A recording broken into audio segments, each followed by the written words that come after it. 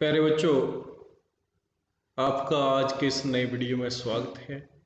आज मैं आपको जूझ उपन्यास के बारे में पढ़ाने जा रहा हूं। तो सबसे पहले लेखक परिचय, उसके बाद पाठ का सार, शब्दार्थ और अंत में इसके प्रश्नोत्तर। तो सबसे पहले जान लेते हैं लेखक के बारे में। आनंद यादव का जन्म सन 1935 में महाराष्ट्र के कोल्हापुर में हुआ था। इनका पूरा नाम आनंद रतन यादव है। इन्होंने मराठी एवं संस्कृत साहित्य में एमए की डिग्री प्राप्त की। ये बहुत समय तक पुणे विश्वविद्यालय में मराठी विभाग में कार्यरत रहे। इनकी लगभग 25 पुस्तकें प्रकाशित हो चुकी हैं। इन्होंने उपन्यास, कहानी व समालोचनात्मक विधाओं पर लेखन कार्य किया है। इनकी नटरंग पुस्तक बहुत चर्चित रही। जूझ उपन्यास पर इन्हें सन 1990 में साहित्य अकादमी पुरस्कार से सम्मानित किया गया है। अब जान लेते हैं हम पाठ का सार। ये पाठ लेखक के बहुचर्चित आत्मकथात्मक उपन्यास का एक अंश है। ये एक किशोर के देखे और भोगे हुए गांवई जीवन के खुरदरे यथार्थ और उसके ग्रामीण परिवेश की जीवंत कथा है। इस आत्मकथात्मक उपन्यास में कृषक जीवन का यथार्थ चित्रण है। किसान के संघर्ष की अनूठी झांकी है।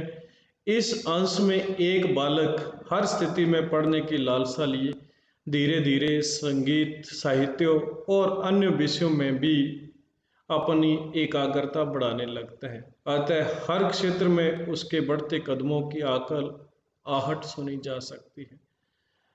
लेखक के पिता उसे पाठशाला नहीं जाने देते और उसे खेती के काम में लगा देते हैं। उसका मन पाठशाला जाने के लिए तड़पता था, परंतु वह पिता से कुछ कहने की हिम्मत नहीं रखता था। उसे पिटाई का डर था। उसे पता था कि खेती से कुछ नहीं मिलने वाला, क्योंकि खेतीबाड़ी से मिलने वाला लाभ घट रहा है। कहने का तात्पर्य यह है कि ये बालक आनंदा जानता था कि अगर मैं पढ़ाई लिखाई नहीं करूंगा और जिंदगी भर खेती के काम में ही लगा रहूंगा, तो जो मेरे दादा के समय था वो पिता के समय नहीं रहा और इसके बाद मेरी हालत और अधिक खस्ता हो जाएगी। तो इसलिए मुझे पढ़ लेना चाहिए। पढ़ाई करने से मैं नौकरी लग जाऊंगा, नौकरी से कुछ पैसे कमा लूंगा। तो इस ढंग की सोच एक बालक रखता है। पढ़ने के बाद नौकरी लगने पर उसे कुछ पैसे आ जाएंगे, जिससे वह विठोबा आना की तरह कुछ काम धंधा भी कर सकता है। विठोबा आना जो था वहाँ का एक व्यवसाय था, तो उसकी तरह वो सोचता था कि मैं भी कोई ना कोई काम धंधा व्यवसाय कर लूँगा। इस तरह के विचार उसके मन में अक्सर चले रहते। दिवाली के बाद ईख पेरने के लिए कोल्हू चलाया जाता था, क्योंकि उसके पिता का मानना था कि अन्य लोगों से पहले यदि गुड़ निकाल लिया जाए तो बाजार में उसकी अच्छी कीमत मिल सकती है। पहले ईख काटने से उसमें रस कम निकलता था। इस वर्ष भी लेखक के पिता ने जल्दी कार्य शुरू किया, अतः ईख पेरने का काम सबसे पहले संपन्न हो गया। लेखक के पिता की सोच यहाँ पर आपको दिखाई दे रही है कि वो खेतीबाड़ी करते थे, गन्ने, ईख बोते थे। तो उनका मानना ये था कि जब सारे लोग ईख काट लेंगे तो उसके बाद बाजार में बहुतायत हो जाएगी गुड़ की। तो उनका मानना ये था कि सब लोगों से पहले यदि ईख काट लिए जाए और गुड़ निकाल लिया जाए तो शुरू में बाजार में अच्छे पैसे मिल सकते हैं। लेकिन आरंभ में ही गन्ने काट लेने से उसका रस जो है वो पतला होता था और कम निकलता था। तो ये एक थोड़ा सा नुकसान था। लेकिन शुरू में उनका जो गुड़ था उतना अच्छी क्वालिटी का नहीं होता था, उतना बढ़िया नहीं होता था। तो काला सा गुड़ बाजार में प्रारंभ में बिक जाता था, यदि बाद में होता तो शायद ना बिकता। तो एक दिन लेखक क्या करता है, अपनी माँ के साथ जो धूप में कंडे थाप रही थी, तो वह बाल्टी में पानी भर भर कर अपनी माँ को देख रहा था। उसने एक अच्छा मौका पाकर अपनी माँ से अपनी पढ़ाई के संबंध में बात की। माँ ने भी अपनी लाचारी प्रकट करते हुए कहा कि तेरे पिता से पढ़ाई लिखाई की बात करने पर वह बरहेला सुअर की तरह गुर्राता है, अर्थात बहुत अधिक इसके पिता जो थे पढ़ाई लिखाई की बात करने पर गुस्सा करते थे। तो लेखक की माँ भी उसके पिता से इस संदर्भ में बात नहीं करना चाहती थी, क्योंकि उसे पता था कि इसके पिता मानने वाले नहीं हैं। लेखक ने माँ को सुझाव दिया कि गांव के जो प्रतिष्ठित व्यक्ति हैं दत्ताजी राव देसाई, तो उनसे क्यों नहीं उनकी पढ़ाई के बारे में बात की जाए। माँ भी तैयार हो गई, वह बच्चे की तड़पन समझती थी। अतः शाम को माँ बेटे के साथ उसकी पढ़ाई के संबंध में बात करने के लिए दत्ताजी राव देसाई के पास गई और उन्हें सारी बात बताई। उसने ये भी बताया कि लेखक के पिता सारा दिन बाजार में रखमाबाई के पास गुजार देते हैं, वह खेती का काम नहीं करते।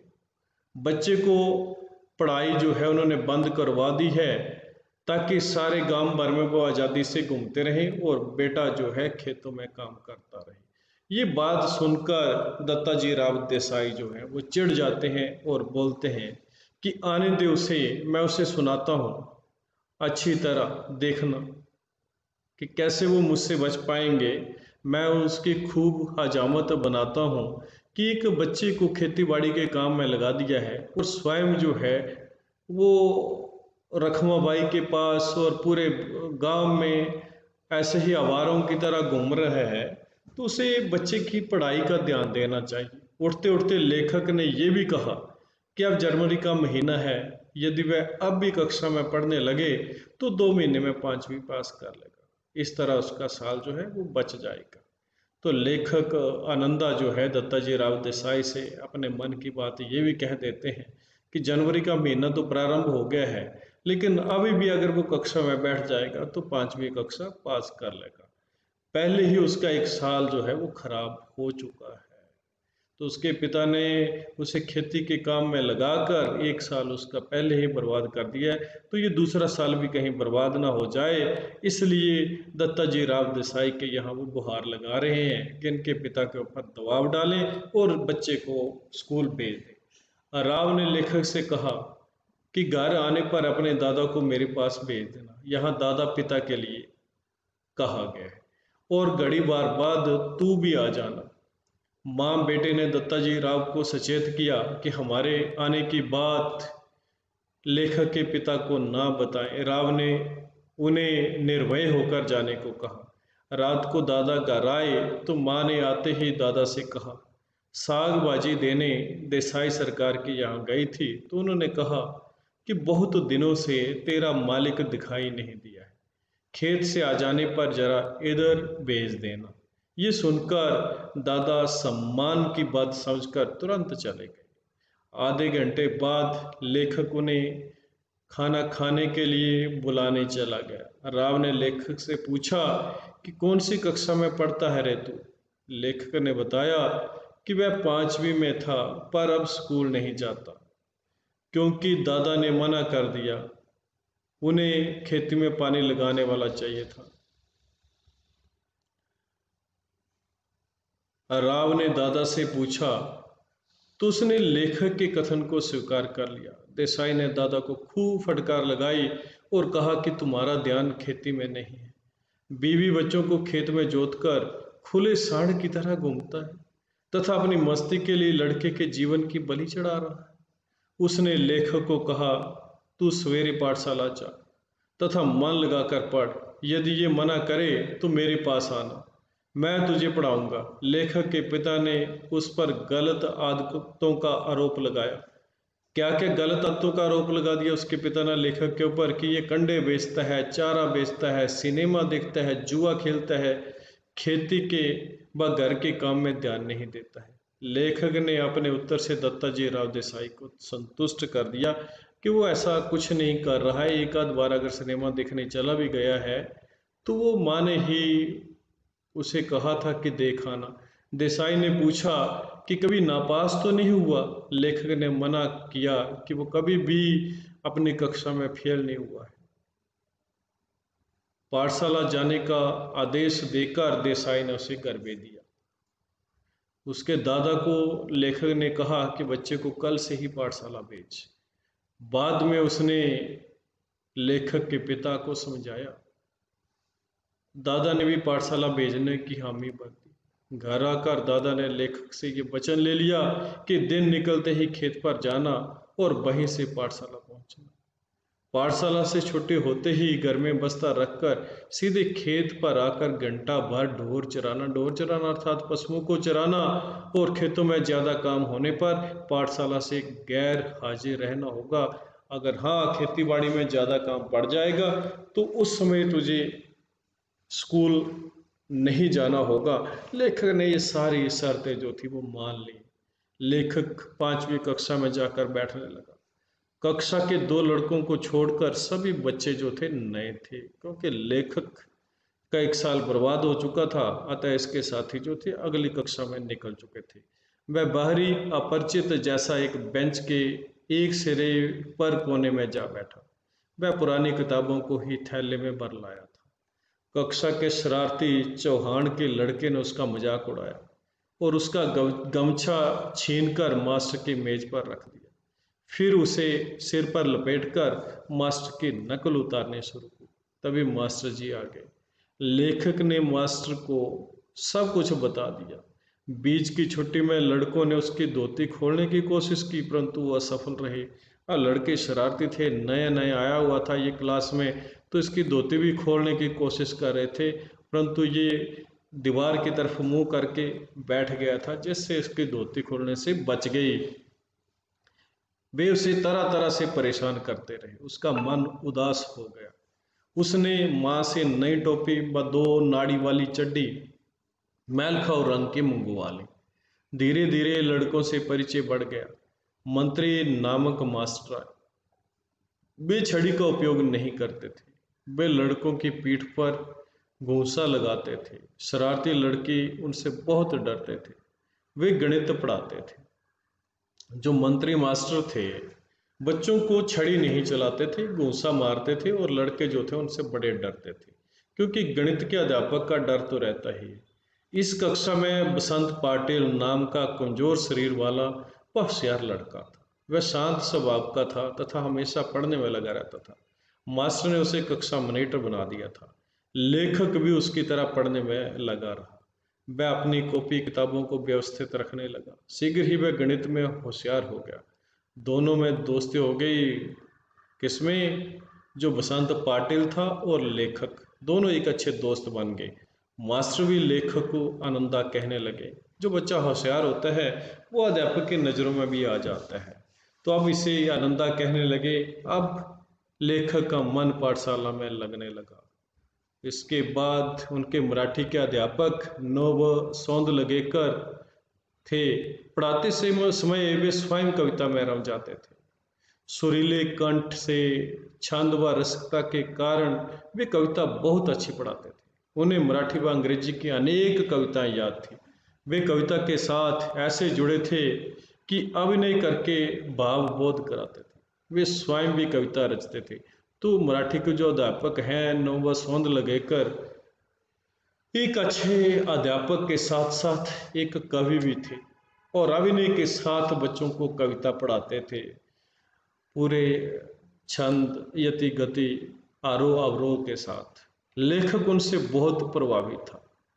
खेत पर पानी लगाते समय या ढोर चराते समय वह मास्टर के अनुसार ही कविताएं गाता था। वह उन्हीं की तरह अभिनय करता। उसी समय उसे अनुभव हुआ कि अन्य कविताएं भी इसी तरह पढ़ी जा सकती हैं। लेखक को महसूस हुआ कि पहले जिस काम को करते हुए से अकेलापन खटकता था, अब वह समाप्त हो गया। उसे एकांत अच्छा लगने लगा। एकांत के कारण वह ऊंचे स्वर में कविता गा सकता था, नृत्य कर सकता था। उसने कविता गाने की अपनी रुचि विकसित की। वह अभिनय के साथ गाने लगा तथा अब उसके चेहरे पर कविता के भाव आने लगे। मास्टर को लेखक का गायन अच्छा लगा और उसे 6ठी-7वीं कक्षा के बालकों के सामने गवाया। पाठशाला के एक समारोह में भी उससे गवाया उसने। मास्टर स्वयं कविता रचते थे। उनके पास मराठी कवियों के काव्य संग्रह थे। वे उन कवियों के संस्मरण भी सुनाते थे। इस कारण अब वे कवि उसे आदमी लगने लगे थे। अब लेखक जो था वो कवियों को पहले पता नहीं किस लोक का आदमी समझने लगा था कि कविता करना पता नहीं कितना मुश्किल है।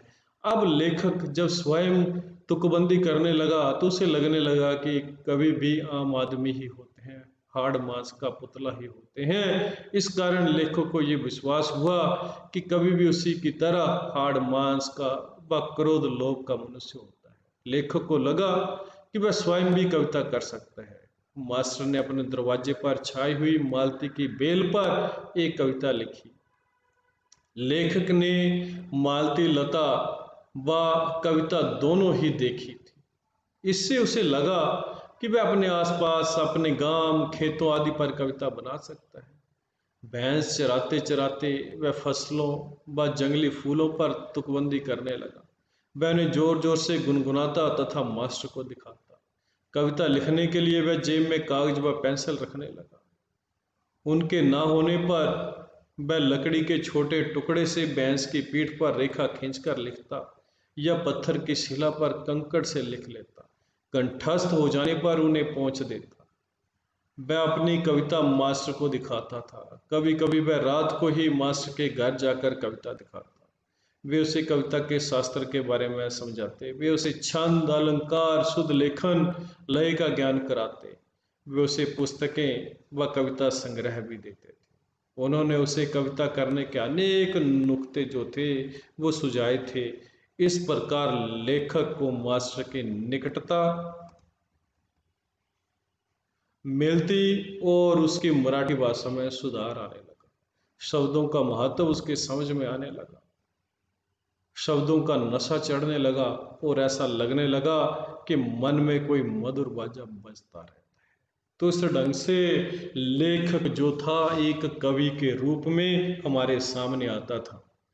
लेकिन उसे कवि बनाने में किसका सहयोग जो था वो प्रशंसनीय रहा। इसमें उसके मराठी के अध्यापक नौबा सौंद लगेकर को ही इसका श्रेय जाना चाहिए। नौबा सौंद लगेकर ना केवल उसे मराठी पढ़ाते थे, कविताएं स्वस्वर वाचन के साथ स्वर ताल लय और यति गति आरोह अवरोह के साथ पढ़ाते थे, बल्कि उसे प्रोत्साहित भी करते थे।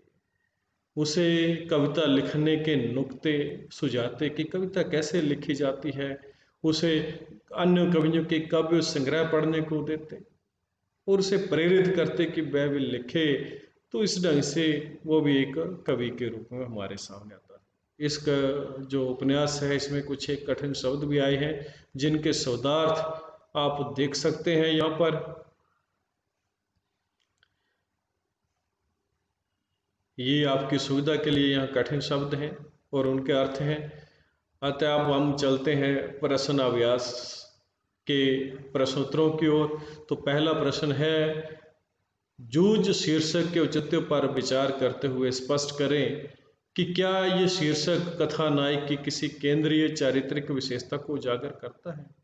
तो इसका उत्तर है, शीर्षक किसी भी रचना के मुख्य भाव को व्यक्त करता है। इस पाठ का शीर्षक जूझ सर्वथा उपयुक्त है। जूझ का अर्थ है संघर्ष।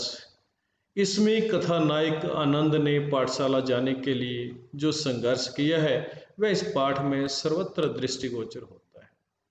लेखक के संघर्ष में उसकी माँ, देसाई सरकार व उसके अध्यापक पूरा सहयोग देते हैं। लेखक के पिता जब उसका स्कूल छुड़वा देते हैं तो लेखक अंदर ही अंदर पाठशाला जाने के लिए छटपटाता है। जब उसका स्कूल जाना बंद कर दिया जाता है तो उस समय वह 5वीं कक्षा में पढ़ रहा होता है।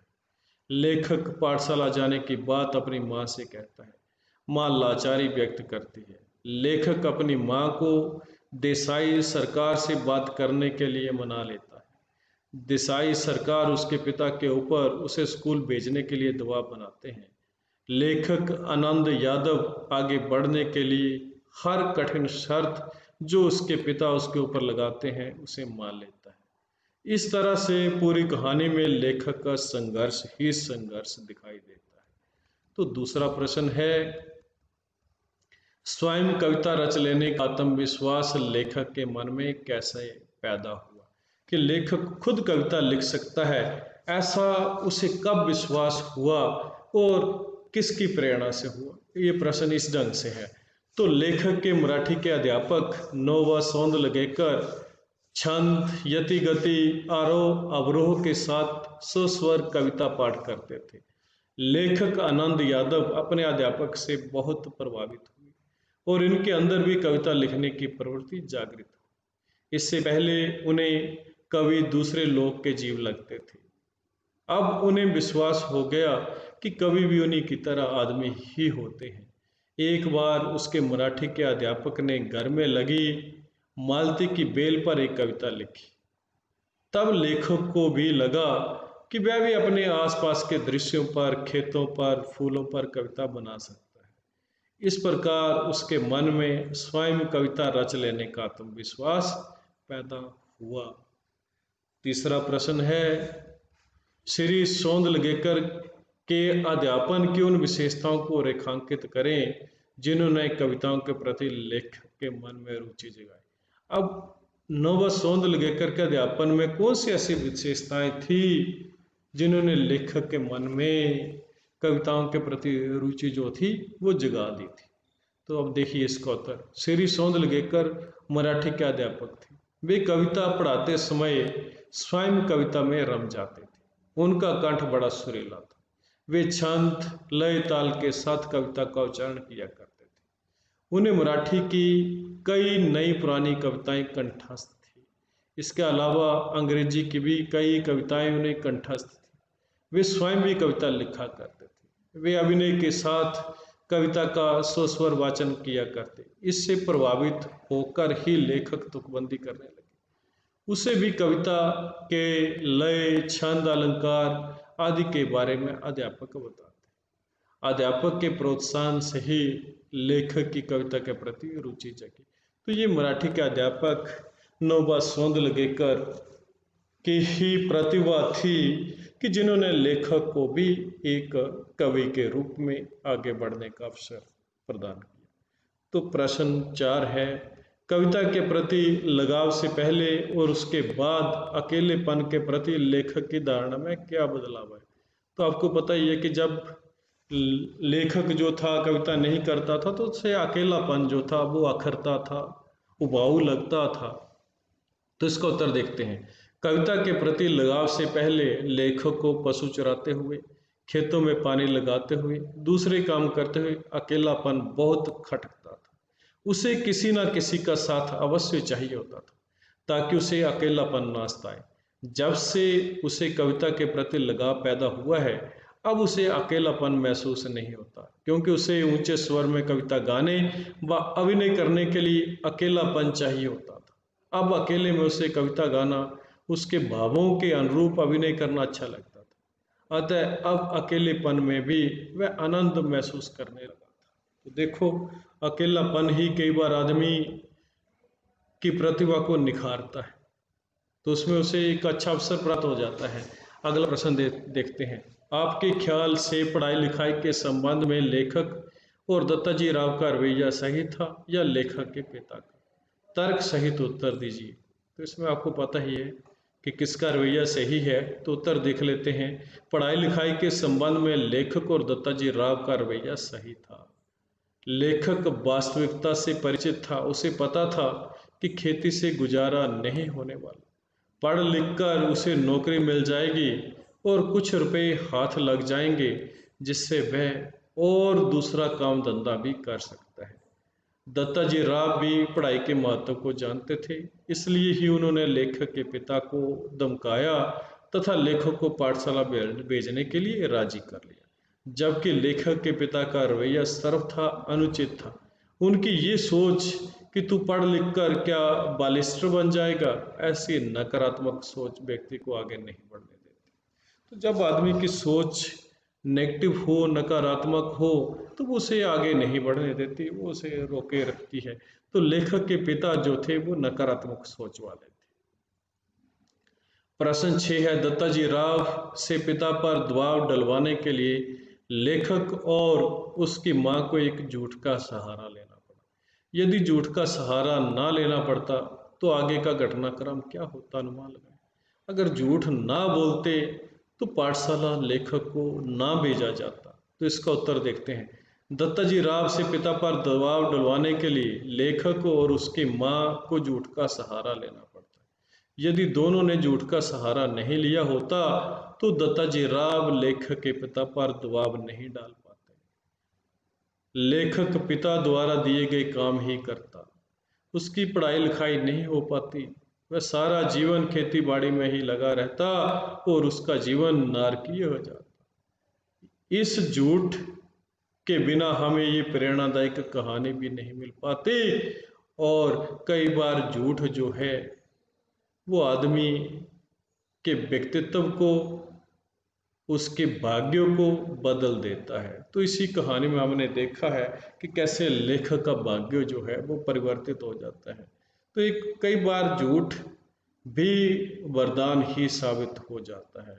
लेकिन गांधी जी भी कहते थे कि हमें झूठ नहीं बोलना चाहिए। मैं भी आपसे यही कहूँगा कि हमें जीवन में सदा सच बोलना चाहिए। हाँ, अगर किसी की झूठ बोलने से जान बच सकती हो, किसी का कैरियर बन सकता हो, तो उस समय झूठ भी जो ईश्वरीय वाणी ही प्रतीत होता है।